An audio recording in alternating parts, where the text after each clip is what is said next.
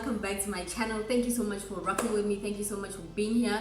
If you are a returning subscriber, thank you so much for your loyalty. If you are new here, please don't forget to hit the subscribe button, like, comment and share this video. As you guys can see today, I have a special guest here. She is a friend of mine and we did our criminology honors together. So I'm just gonna let her introduce herself before I go on any further. Hi everyone. Okay, so as Loretta said, I'm Karabo and I am a criminology graduate and I also did psychology as well. I am about to finish my psychology honors as well, and you know, yeah, and I like this topic that we're going to discuss, but Loretta will elaborate on it. But I'm so grateful for Loretta for having me here. Thank you so much. I'm excited. So guys, as you guys can see with the title, we are talking about rehabilitation today. And just a disclaimer, we are not experts. We are not experts on the matter. So we're talking from a student's perspective, from what we've learned, what we've read, what we see. So please don't. It's what we're saying is our opinion for the most part. Yes. So yeah, I hope you guys enjoy this video. I hope also if you do have something that you can teach us, you know, drop off knowledge. If maybe you do have like physical experience, maybe you work at the DCS or whatever, and you know you wanna educate us on something, you're more than welcome to do so in the comments. And one day when I've leveled up, maybe I'll have somebody of course from the DCS who can sit here and you know talk to us. But yeah, so that's basically what the video is going to be about. I hope you guys enjoy it, and let's get into it. So how I understand rehabilitation, or like if I was to be asked what is the purpose of rehabilitation, I would say it's basically programs or just a way of trying to help offenders and reoffenders to change their mindset, to change the way they feel maybe about their circumstances that have brought them to a correctional facility. So basically it's just a change of perspective, change of mindset, maybe also educating them, you know, giving them a different perspective, learning how they feel or they think, and somehow molding or changing the way they understand or see things, and also the way their actions affect their victims. That's also very important. I think what you say makes sense for me. When I summarize what you're saying as well, it's more of behavior modification, you know, changing the way they think about crime, and trying to get them to see the error in their own ways, and then trying to get them to see how society functions and how to make them be part of society again. So this programs really rehabilitate this actions or this crime that they have done, and then teaches them how to go back into society and be law-abiding citizens. So I think it's more behavior modification. I like that word. Yeah. So some of the programs that we have read up on, that the DCS has. So basically the programs that they have spiritual programs, you know, where you ask them. I think when we went to do our, was it experiential learnership? There was this document, the pre-release thingy, and they had to choose. So this would be new offenders, and then they choose, do you want somebody from a spiritual background to come? Do you want a social worker? Do you want, what type of work would you be interested in? So when we were doing it, they chose for themselves. I don't know now if they give it to them, they just say, you had to do this, but then there are different programs, I think need-based, like sometimes like they cater to your need. Like, you know what I mean? So if maybe you like woodwork, then they'll give you woodwork. If you like sewing, they'll give you sewing. So I think also it's very nice that they cater to the person. They don't force you to do things that you probably don't want to do. So some of the correctional programs would be new beginnings. That's when like new people come into the facility, obviously, and then they just try to help them cope or deal with being incarcerated, because you've been a free person this whole time, and now you're in this space, so you have to learn how to, or adapt rather, to the situation. Yes. So I think that is a very good one that they have actually. There's anger management, there's crossroads. I think crossroads is them trying to understand what, like, deal with their crime, like them understanding their crime, the impact of their crimes, just dealing with their offense. Yes, it's also what is it, giving that restorative justice element to it. So it helps them even when they go back to the society to be able to say I'm sorry to their victims and their victim families and all of that. So I think it's a very good one, Crossroads. Okay, and then we have preparatory program of sexual offenses. So the programs are also specific to the offense. So there's economic offenses, sexual offenses, murder, I think robbery. Yeah. So they're very specific to the crime. So I think that's good in that you know what a sexual offender did. Yes. You know what they need to unlearn. You know, it's very. I feel like you face yourself, because now you're in this space where they're talking about this economic crime that you have done, and you have to know why it's wrong. Yes. It's like a lot of unlearning. Yes. And I feel like that's really deep. Yes. I think it would be interesting to interview somebody who has been through it, so that you know how these programs affect them, or like how they really change your mind. I think I like what you said. It's a lot of unlearning the behavior that you have gotten accustomed to, and then now you have to relearn. It's unlearning and relearning. Now you're getting to learn something that is new, how to behave. This is what you do, learning how to have empathy towards your victims and how to say sorry and all of that. And I think, which is very important. Yeah, I think it's very there's a show that plays on channel 161, I think it's Dancing Magic. Yeah. It's actually it's called Corrections. It plays on Tuesdays at 4:30, and it's actually about ex-offenders, and now they're outside, and they're just taking us through the journey of how they got there, and how they actually got help. And most of them is through education, because most of them Badana Skolo. I know with some of when we went for our visits, a lot of them, I think they took us to the part where it was only offenders who went to school. Yes. And it's really interesting. I feel like you can really change your life, like. Yeah, but also about the experience that we had there, now seeing like these people that you keep hearing offenders, criminals, and now you see them and they come to life, and you really see this are normal people. They are prisoners, they're in prison, but they are normal people like me and you. And I think that speaks to the restorative justice part of it, because now the person has to come back out. There's the victim offender dialogue, which is basically pre-release. It's part of the pre-release, I believe. Yes.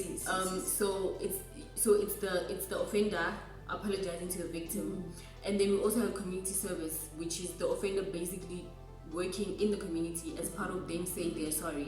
So it's normal people who must now come back into society. And the DCS must help them with that transition. So I feel like it gets to where it gets tricky when the society doesn't forgive you, but you have been rehabilitated, you have apologized, you are remorseful because you understand what you did. So yeah, and I think I know we're gonna touch up on them then becoming repeat offenders, and I think that's the other thing that is the problem. The society that does not accept that you have now changed. You understand? And yes, that maybe there are people who maybe didn't change through the programs. You're not saying the programs totally heals you and you become a different person, because it was also up to you, because remember we're talking about a rehabilitation program. So behavior modification doesn't just happen overnight. You have to go through the steps, and you have to also be willing to want to change. It's not something Lorota's not just gonna tell me that what you did is wrong every day, and then showing me how the right behavior. And then if I don't want to accept that or want to see the error in my ways, I will never change. You understand? And then now these people go out to the society again. That is my point, that the society is already labeling you as a criminal. You understand? And then when you go out there, you will still be, if you are the person who murdered somebody, you'll still be that Lerato who murdered Sbane Bane, you understand? That Lerato who is a killer, you understand? So it becomes very difficult for you emotionally, I think, and also, mentally to be able to cope. So I think that leads into the whole recidivism thing. Yes. Recidivism is when you reoffend. So the fact that you've been labeled and maybe you committed an economic crime and then you go back to the same environment that you were in and then the people are labeling you don't have support, you don't have anybody. If you have family, you're lucky, but you don't have anybody to lean on. I feel like that's when it's possible for you to go back, because you don't know anything else. Unless you are rehabilitated, then only do you take other steps to survive.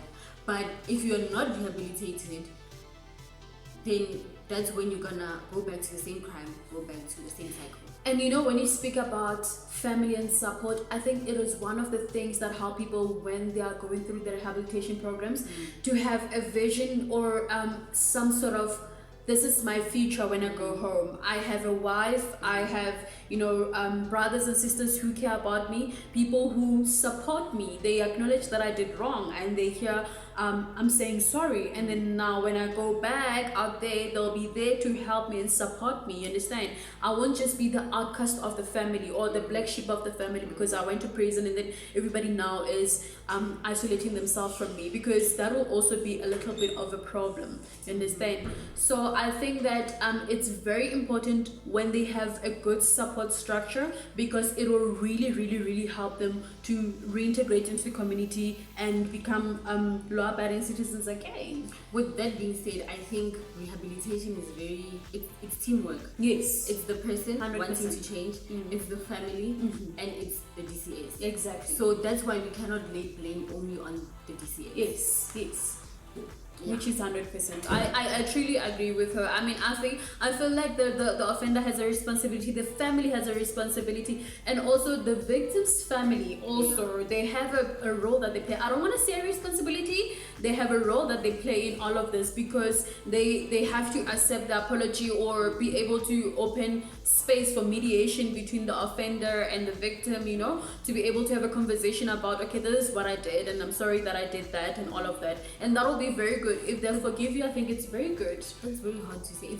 That one is the easier said than done. Exactly. No, true.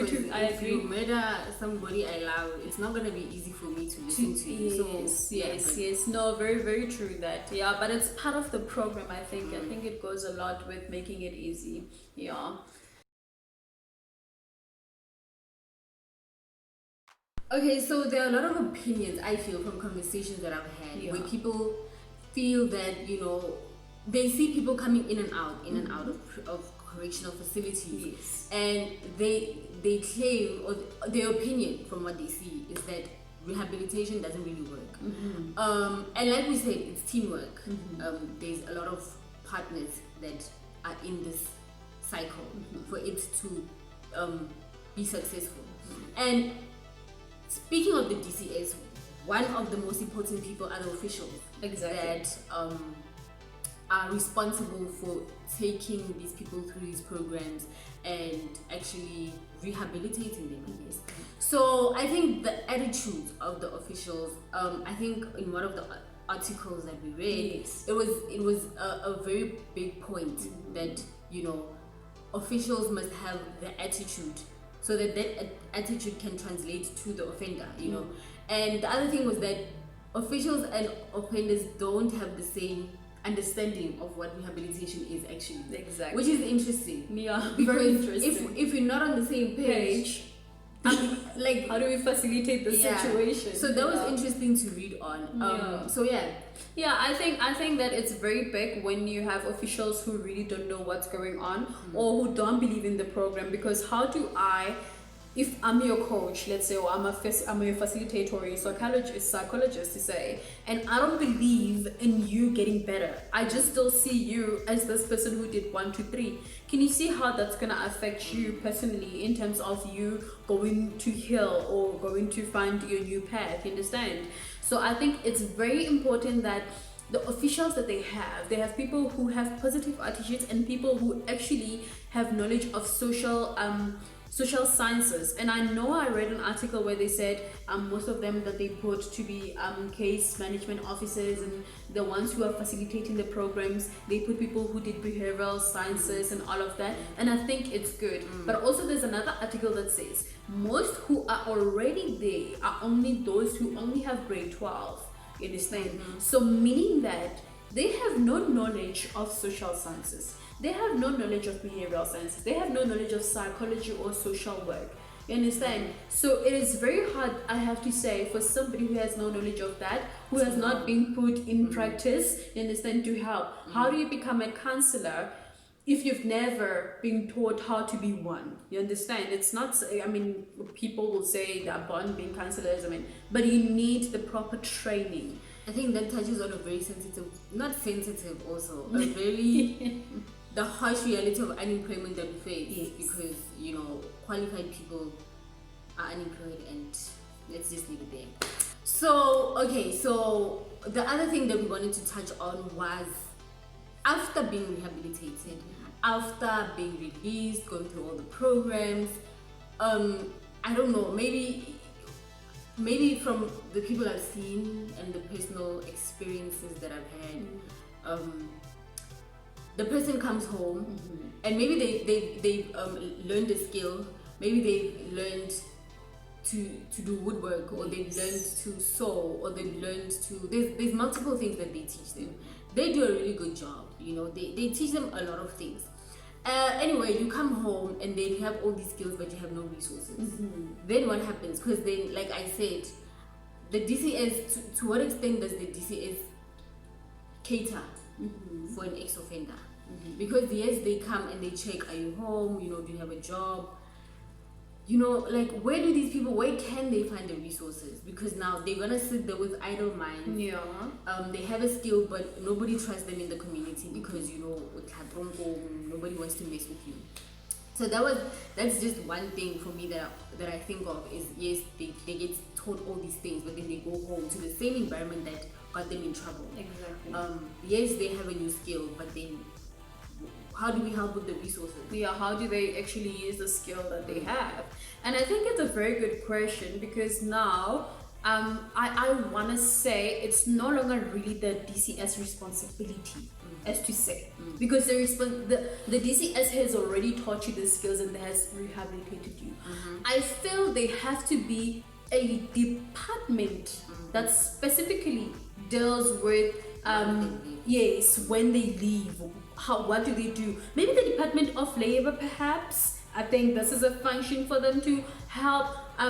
They must have a little department inside the department that says, you know, this is for ex-offenders. How do we help them get jobs? You understand? Because it's very hard, guys. It's hard for us with no criminal record to get a job. Imagine somebody with a record. You know? 10 times as hard. Us with degrees, over degrees, you know. So yeah, you can imagine it. I think they should work with you know, labor, and I think there's one that helps, like the one with the skills programs. I think it's the CETAs. So I think that they have the platform to speak to certain companies that are in in the same field as these people who require the same skills, and then have them actually work for them, you know what I mean? So it should be one of those, we get refed people, ex-cons, and try to help them, you know, build their lives again. I think that needs to happen. I think I read in one article that there are actually halfway houses in South Africa. But I've never actually been to one or know of one. I've just read that there are, and not much is said about halfway houses. Yeah. So a halfway house is where an offender goes, like, after they've been on parole, and maybe they don't have a address to go to immediately, then they go to that. But yeah, it's not big in South Africa. I've never really heard of it. Yeah, I've never heard somebody say they're coming from there. Yeah. I was telling Karabo that I feel like we're talking about rehabilitation, but I'm gonna need the law enforcement, the justice system, to be not just reactionary, not just involved when something has happened, not just, you know, after the fact. Like, what are we doing before? What are we doing to make sure that, okay, we'll never completely get rid of all the crime in the world, but like there must be measures before the crime happens, you know. And I know we have a big corruption problems, but I feel like the reactionary part has come with a pro-action part where you do something before the fact. Yeah, so prevention is literally better than cure in this matter. So yeah, I hear what Loretta is saying, and I have to say, I said to her, you know what, I think that it is very hard, given the diverse crimes that we have, to say that we can monitor or try to say this is, you know, this person will do this crime or whatever. It's very difficult, and given how many people there are. But I was saying things like visible policing can help, you know, creating neighborhood watches in our neighborhoods can really help, because at the moment that somebody tries to do something, we stop them, you understand? So it becomes an attempted, and it doesn't become, you know, a whole murder, a whole robbery, a whole whatever, hijacking, you know. It's something that was at least attempted. Or even so, the thing is, as people, whenever somebody is observing our actions, we never do something that we do, like that is just wrong. You understand? When somebody's constantly looking at you, when you know Big Brother is watching, you know, you will behave accordingly. You understand? So I think it's one of the things that we need to do. Bring more police into the streets. Have them, you know, patrol all the time. Even as this community, we can't just put this responsibility on law enforcement officials only. We have a responsibility as citizens of South Africa to do these things. We can actually start our own neighborhood watch, a community watch. Understand? And say, okay, we're volunteering. I will look, I'll be the one patrolling the streets, you know, this different times and all of that. We can do that. You understand? It doesn't mean that law of enforcement has to be the one to do it. Thinking of that, I think not a lot of people want to take the responsibility of saying and whatnot. But that's then true. You want to be safe. Exactly. Yet you want to be safe. And exactly. we can see that our police they're not trying here. So we might just have to do it ourselves. So guys, basically this conversation that I was having with my friend over here is just to start a conversation. You know, it's not like we said, we're not experts. We've been speaking our opinions from what we know, what we've read, what we've been taught. So it's just the start of a conversation that we feel is very important. Exactly. Because, and I think also it's very important for society to not change, but I don't know what's the word, but to modify, not even modify, the way we see ex-offenders. Do you have a different perception rather about ex-offenders? Yeah. Because it might help a lot. Because if they feel welcomed once they're out, and I understand why, you know, we have doubts. I understand. Exactly. I'm no, it makes complete sense. But maybe us being more accepting will actually help. Yeah, I do believe so. And especially for somebody who, there are people who go to lengths to apologize, you understand? I mean, I know some of it is part of the program, but I mean, if they don't want to apologize, I feel like they have the right to say, no, I don't want to apologize for this crime. Understand? You have your valid reasons. So I feel like the people who really go through their lengths, they really deserve a second chance in society. I mean, imagine if that was you, your son, or, you know, or somebody that you love, you understand? And them having to go to prison and come back, and maybe it wasn't even their fault when the crime actually happened. Maybe it was a mistake, you know, those things. Sometimes, you know, and then you stab somebody by mistake and all of that thing happens, you know, because you're drunk and all of that. Imagine how you want them to be treated when they come back to society. I think it's a what do you call this? I forgot now the English word, but people don't believe that people can change. People can change, and especially with the VOD, they think that you're doing it just to get out. You're just apologizing just so you can get a shorter sentence and go out. So it's a trust issue. What I was looking for is trust. It's a trust issue, and I completely understand, because you really don't know. Yeah, true. You know. And then you give somebody a second chance, and then they pinda you. Exactly. It's like that thing that says "Moto hatsibiwe esenaha." You never know a person because they're not led. I mean, loosely translated. Yeah, no, I hear you. And I think also it's very difficult on the victim as well and their family to see this person who they know what they did and they're walking around there. You know, even though they've said that time, I guess there's still that level of pain that is still inside of them, you understand? I feel like also having maybe rehabilitation for victims. Exactly. After they've gone through this, and then they can be rehabilitated so that the trauma and the feelings of despair can be removed from them, so that when this person comes back into the community and they can see that they've changed, they can just be okay, you know? You know what? But I think that one is tough because, Yeah. like Karabo was mentioning while we were speaking, that there are certain crimes that you can't plan for, Exactly. like drinking and driving.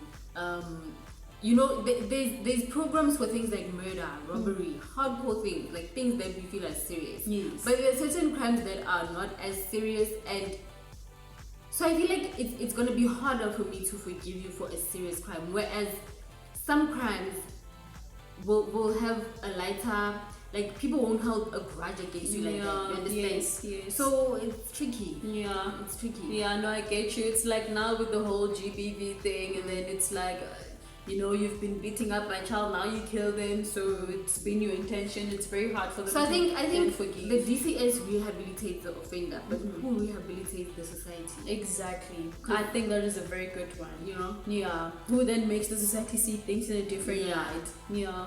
No, I think that is a very good one. I think we need those things, those programs that would then cater to the society and say, hey, you know, Lerato did wrong, but now Lerato has been rehabilitated, so now Lerato is back.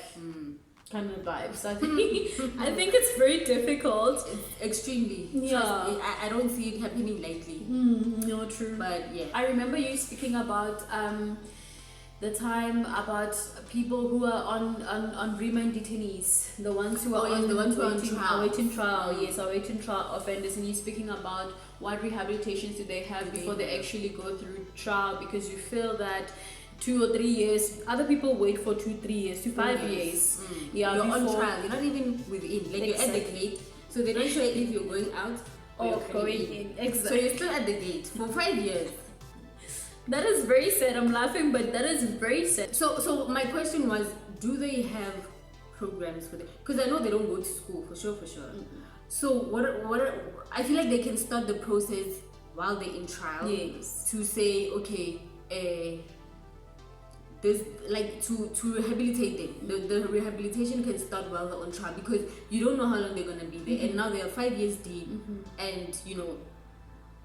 Let's have step one, essentially, because now they're gonna be officially in the correctional facility, like inside, and then only do you start with stuff like that, whereas you've now wasted 5 years. Yes. So that was essentially what I was saying. Yeah, because I feel like you're right. They can actually start them on, because you already know if you did robbery, or the crime that you're being accused of is robbery. So we can just throw you into the robbery Or program. maybe they can't do that because they don't know if you're guilty. Because you're on Yeah, trial. I think that is the case. But I feel like since we are saying you did it, Let's just rehabilitate you. let's just rehabilitate you anyway. Yes, so that you don't waste your time. So that you don't waste You your can't, time. like, what if you're wrongfully accused? I know, but then you will get to learn about people who are wrongfully accused. I mean, you'll get to learn something. I feel like you will get to learn something. I mean, that must be a very terrible time for them. And you know, like that other one that we said, the entry into the prison system, the program where they The actually New Beginners. yes, new beginners program, where they help you actually. I think they also need that. Like they need a Yeah. de-shocking thing. Like, bruh, you might be here for like 4, 5 years before we actually put you into the real thing. You know, so. Right now, let us help you cope with the situation, Yeah. because I think they're not coping at all. And remember how overcrowded prison is. As outsiders, then we're gonna say, why do we care if they're coping? Because they must did it. Yeah, but then we don't know, because remember now they're still it's It's innocent a till 50-50, proven yeah, guilty. okay. Yes, so now these ones are 50-50 situations, right? They need to have this time to go and nyana, bye nyana. The DCS has a lot of work, guys, right? It Actually, does. well, there's so many offenders. They have so much work to do, actually. actually. Yeah, I think what we are saying is DCS hire us. Guys, this girl talks a lot. She talks a lot. Guilty. So I hope you guys enjoyed this chat. I hope you guys have a lot of opinions, a lot of things that maybe you can tell us or give us knowledge on. I will leave I will leave her details in the description. She'll probably be back for something. I will, guys. Most certainly. I'm loving this. So yeah, on a serious note, I hope you guys enjoyed this. It is a serious conversation, especially I think for the biggest thing is the society. Yes. Yeah, we have a lot of work to do. Yeah, I hope you guys enjoyed this. I hope it was informative. Yeah. Maybe we'll have somebody like who works at the DCS. Yes, that would be great. Yes. That would be great. Tell us from a higher perspective, because remember we are down here by the students and the people who are still learning. So yeah, I hope you enjoyed being here, friend. And I did. yeah, so basically guys, don't forget to do all the nice things. Subscribe, like, comment, share the video, and I will see you guys in the next video. Thank you, guys. Bye.